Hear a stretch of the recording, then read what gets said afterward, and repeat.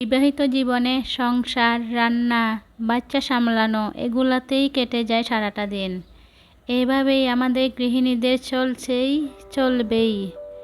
আসসালামু আলাইকুম, আমি মিরানা ঢাকা থেকে বলছি। আপনাদের সবাইকে ওয়েলকাম জানাচ্ছি আমার চ্যানেলে। আশা করি আপনারা সবাই আল্লাহর রহমতে ভালো আছেন। আজকে একটি চমৎকার ব্লগ নিয়ে হাজির হয়েছি এবং একটা চমৎকার রান্না করে দেখাবো।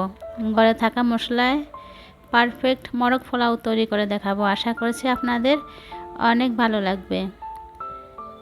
যারা আমার ভিডিওটি দেখছেন প্লিজ একটা লাইক দিয়ে দেখা শুরু করবেন এবং ফুল টাইম ভিডিওটা দেখবেন।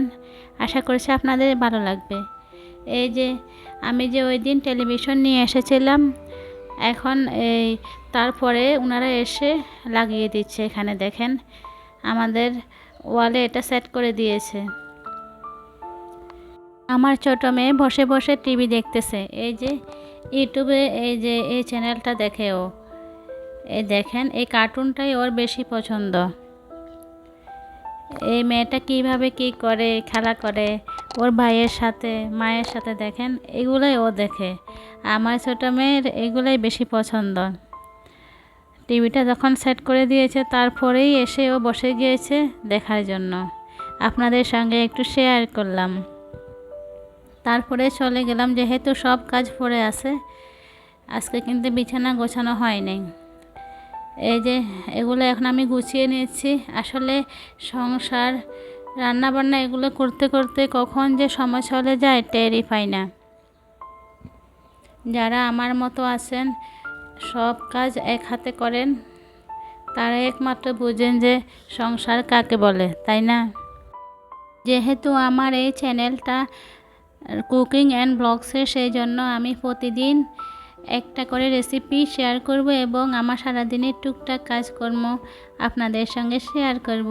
আশা করছি এতে করে আপনারা আমার সারাদিনের কাজকর্ম দেখতে পারবেন এবং একটা স্পেশাল রেসিপি আপনারা শিখতে পারবেন। আমার ছোট রুম, এই রুমটা ছোট আসলে, তারপরও আমার কাছে অনেক ভালো লাগে। এই যে পর্দা সরিয়ে দিলেই কিন্তু অনেক বাতাস আসে। পুরা ঘরটা গুছিয়ে ফেললাম। এখন আসলে চিন্তা করলাম অনেক মেহেদি হয়েছে, মেহেদি গাছ থেকে কিছু মেহেদি উঠিয়ে নিচ্ছি। নিজে গাছ লাগিয়ে আবার সেই গাছ থেকে মেহেদি তুলে নেওয়া, এটা যে কি আনন্দের।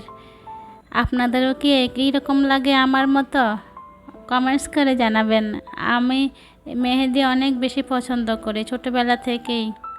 তবে ছোটোবেলায় আমি দেশের বাড়িতে তখন অনেক চেষ্টা করেছিলাম যেন একটা মেহেদি গাছ হয়। কত চেষ্টা, অনেকবার গাছ লাগিয়েছিলাম। আবার তখন আমরা ছোটোবেলায় শুনেছিলাম একটু নাকি হাত কেটে রক্ত দিতে হয়, তখন নাকি মেহেদিগুলো লাল হয়। তখন সেটাও করেছি, কিন্তু কোনোভাবেই কিন্তু আমার একটা মেহেদি গাছ হয় নাই। অন্যের বাড়ি থেকে মেহেদি তুলে এনে তারপরে হাতে লাগাতাম। কি করা, এখন শহরে এসেই আমার বারান্দায় 3টা মেহেদি গাছ আছে। মাশাআল্লাহ, আমার অনেক ভালো লাগে। এখন মেহেদি উঠানোর পরে চিন্তা করলাম ফ্রিজটা একটু ক্লিন করে নিব। আপনাদের সঙ্গে আর শেয়ার করা হয়নি, তাড়াহুড়ো করে ফ্রিজটা ক্লিন করে নিয়েছি। আসলে আমি কিন্তু বেশিরভাগই এই যে বক্সে এগুলো আমি স্টোর করি। বক্সে রাখতে আমার খুব ভালো লাগে। শাক সবজি, ফ্রুটস এগুলো বক্সে রাখলে আমার কাছে মনে হয় বেশি ফ্রেশ থাকে। ফ্রিজ ক্লিন করার পরে এখন মনে হচ্ছে না, বেসিনটা ক্লিন করতে হবে। এই বেসিনের বয়স আজকে 14 বছর। কেউ কি বলবে এটা 14 বছরের বেসিন? মাশাআল্লাহ, আমার কাছে অনেক ভালো লাগে যখন বেসিনটা পরিষ্কার দেখি, কারণ বেসিন পরিষ্কার না হলে এটা ইউজ করতে ইচ্ছে করে না নোংরা হয়ে থাকলে। বেসিন পরিষ্কার করা খুবই সহজ।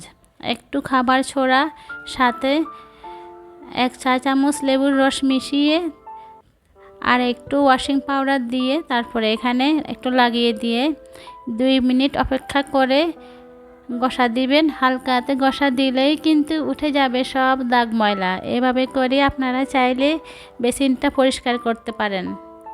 দেখবেন অনেক পুরোনো বেসিনও কিন্তু জকজকে তকতকে হয়ে যাবে। আমার রিলেটিভরা যারা আসে সবাই বলে কিভাবে আজকে এত বছর হয়ে গেল বেসিনটা এত ক্লিন। নতুনের মতো চকচকে করে। আমি কি দিয়ে করি এটা? আমি বলেছি একটু ছোড়া লেবুর রস আর একটু ওয়াশিং পাউডার দিলেই কিন্তু একটা তারের মাজনি দিয়ে একটু হালকা হাতে ঘষা দিলেই সব ক্লিন হয়ে যাবে ইনশাআল্লাহ। আসলে আমার কাছে বেসিন ক্লিন থাকলে অনেক ভালো লাগে। দেখেন বেসিনটা মনে হচ্ছে আমার দিকে তাকিয়ে হাসতেছে, তাই না? আপনারা চাইলে এরকম করে ক্লিন করতে পারেন। এখন এটা হচ্ছে ডাল, এটা মসুরের ডাল দিয়ে আমি বিকালে ডাল পুরি বানাবো। ডাল পুরির জন্য ডালটা তৈরি করে নিচ্ছি। অনেকের কাছে ডাল পুরির ডালটা তৈরি করতে অনেক বেশি কঠিন লাগে, কিন্তু আমি খুব সহজে পারফেক্ট ডাল তৈরি করে ফেলি ডাল পুরির জন্য। এখানে আমি ডালটাকে 30 মিনিট ভিজিয়ে রেখে তারপরে সিদ্ধ দিয়ে দিই। যখন হাফ সিদ্ধ হয়ে যায় তখনই আমি এখানে স্বাদ মতো লবণ, দারচিনি আর তেজপাতা দিয়ে দিই। সামান্য একটু হলুদের গুঁড়ো, হালকা একটু মরিচের গুঁড়ো দিয়ে দিই। তারপরে চুলার আগুনটা একদম লোতে করে রেখে দিই। দেখেন সুন্দর করে পানি শুকিয়ে যাবে। এর টিপস হচ্ছে যে একদম চুলার আগুনটা লোতে রাখতে হবে। তারপরে নামানোর আগে একটু টালা জিরার গুঁড়া দিয়ে দিই। আর এখন দিয়ে দিচ্ছি দেখেন চিলি ফ্লেক্স দিয়ে একসঙ্গে ভালো করে মিশিয়ে নিয়ে চুলা থেকে নামিয়ে ফেলবো। দেখেন কি সুন্দর হয়ে গিয়েছে। এটা নামানোর পরে কিন্তু আরও ঝরঝরা হয়ে যাবে, একবারে পারফেক্ট হয়ে যাবে। আশা করছি আপনারা চাইলে এরকম করে তৈরি করতে পারেন। এটা বিকালের জন্য তৈরি করে রেখে দিলাম ডালটা, এতে করে অনেক সুবিধা হবে ডাল পুরি বানাতে। এই ডাল পুরির ডালটা কিন্তু 2 মাস পর্যন্ত সংরক্ষণ করা যাবে ডিপ ফ্রিজে রেখে, অনেক ভালো থাকবে ইনশাল্লাহ। এখন চলে এলাম রান্না বান্না করব। এখানে আমি মোরগ পোলাও বানাচ্ছি আজকে। মোরগ পোলাও বানানোর জন্য প্রথমে আমি এখানে তেল দিয়ে দিলাম। তেল দিয়ে এখানে কিছু চিকেন দিয়ে দিলাম। চিকেনটা আমি বেশি বড় রাখিনি, মিডিয়াম সাইজের করেছি। আর এখানে পেঁয়াজ, আদা, রসুন, দারচিনি, তেজপাতা, লবঙ্গ, এলাচ সবগুলো দিয়ে দিলাম। ভালো করে কষিয়ে নিচ্ছে। এখনও কিন্তু আমি কোনো মশলা দিইনি। এখন দিয়ে দিলাম আমি স্বাদ মতো লবণ। যে লবণটা দিয়েছি এটা হচ্ছে আমি চিকেনের জন্য, রাইসের জন্য পরে দিব। এখানে দিয়ে দিলাম আমি হাফ চা চামচ মরিচের গুঁড়ো আর সামান্য একটু হলুদের গুঁড়ো, 1 চা চামচ ধনিয়ার গুঁড়ো, হাফ চা চামচ জিরা গুঁড়ো। থাকে এই মশলাগুলো দিয়ে ভালো করে আমি দেখেন চিকেনটা কষিয়ে নিচ্ছি। এভাবে করে দিয়ে দিলে কিন্তু হয়ে যাবে। এখন এখানে দিব দুধ। এখানে আমি 2 কাপ পরিমাণে তরল দুধ দিয়ে দিচ্ছি। এই তরল দুধের মধ্যে চিকেনটা আমি ভালো করে রান্না করে নিব। চিকেনটা 15 মিনিট রান্না করলেই কিন্তু হয়ে যাবে।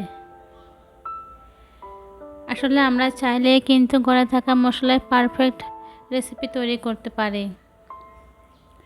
এখন দিয়ে দিচ্ছি আমি এখানে লেবুর রস। এখানে আমি 1 চা চামচ পরিমাণে লেবুর রস দিয়ে দিচ্ছি।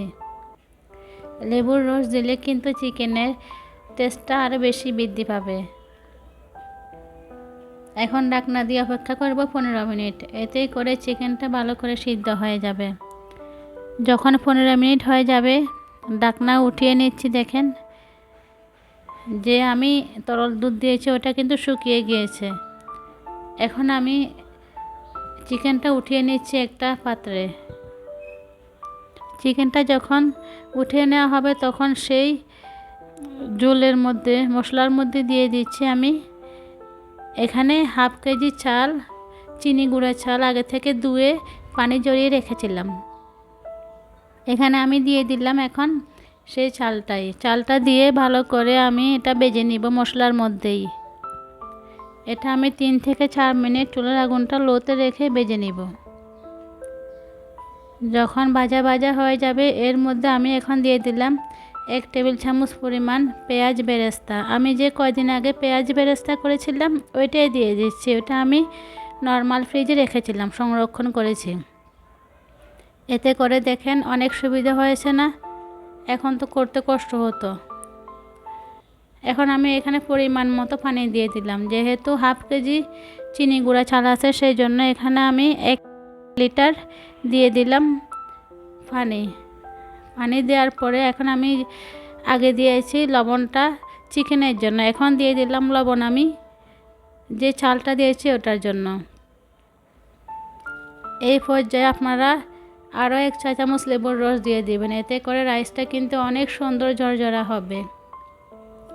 এখন দিয়ে দিলাম আমি এখানে 1 চা চামচ গরম মশলা পাউডার, এটা আমি বাসায় তৈরি করেছি।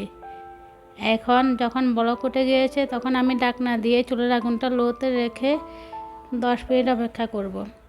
দেখেন 10 মিনিট পরে কি সুন্দর পানিটা শুকিয়ে গিয়েছে, রাইসটাও কিন্তু হয়ে এসেছে। এটা যখন 70% হয়ে যাবে তখনই এর মধ্যে আমি আগে থেকে রান্না করে নেওয়া চিকেনটা দিয়ে দিচ্ছি।